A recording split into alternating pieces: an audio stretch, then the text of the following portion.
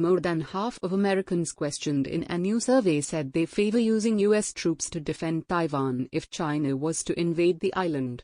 Analysts say that reflects a growing awareness in the United States about Taiwan and the challenges it faces.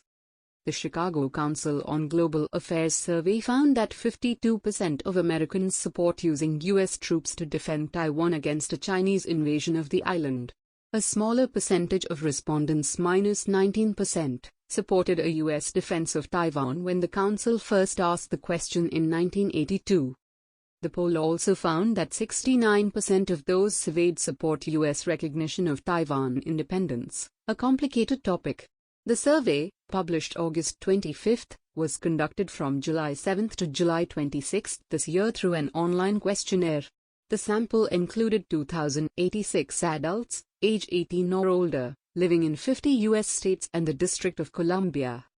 I think there's growing awareness in the United States about Taiwan and the challenges that it faces, Bonnie Glaser, director of the Asia program at the Washington, D.C.-based German Marshall Fund, told VOA Mandarin.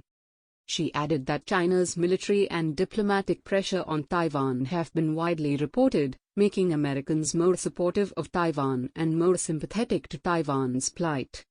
Taiwan has rejected Beijing's rule since 1949, when the Chinese Communist Party assumed power in mainland China after years of civil war. Beijing, however, maintains that Taiwan is a renegade province. In July, in a speech celebrating the 100th anniversary of the CCP, China President Xi Jinping pledged to pursue reunification and vowed to smash any attempts Taiwan might make for formal independence. The U.S. cut its formal diplomatic ties with Taipei in 1979, when it formally recognized the Beijing government. Since then, Washington has maintained a one-China policy to guide its relations with Taiwan. In practice, however, it means that Washington recognizes the government of the People's Republic of China as the sole legal government of China, but it balks at acknowledging Chinese sovereignty over Taiwan. In 2019, Xi proposed that China rule Taiwan under the One Country, Two Systems framework negotiated for the 1997 handover of Hong Kong to China. Taiwan, pointing to China's tightening grip on the former British territory, rejected the offer. Current U.S.-China tensions factored into the survey results. The survey said that the public's distrust of China makes people more supportive of Taiwan. 30% of Americans see Taiwan as an ally, another 30% see it as a necessary partner. The survey also found that 32% of respondents see China as a rival and 29% view it as an adversary.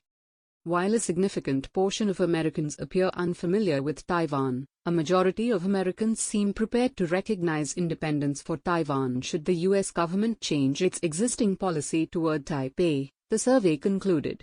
It is unclear how the public would react to a serious crisis in the Taiwan Strait involving the U.S. military given the public's relative unfamiliarity with the issues at hand, it added.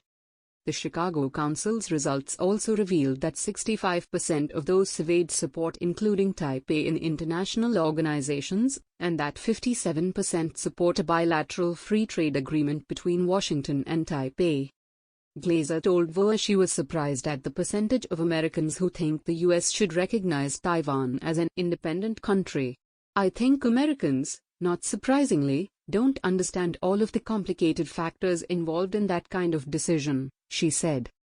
She pointed out that the results of the survey had a lot to do with how the questions were asked. If you asked Americans, should the United States recognize Taiwan as an independent country even if it would lead to an all-out war with China? You'd probably get a different response, she said. Julian Koo, an expert on China's relationship with international law and a law professor at Hofstra University, agreed that the polling results suggest that Americans have limited knowledge of Taipei. He wrote on Twitter that while this trend toward much greater public support for defending Taiwan is important, it is very iffy to use polls as a basis for foreign policy. Glaser agreed, telling VOA that public opinion should be taken into account, but it shouldn't be the decisive factor in the formation of any policy. At the end of the day, what this poll reveals to me is that we need to have a lot more education for Americans about these kinds of subjects, she said.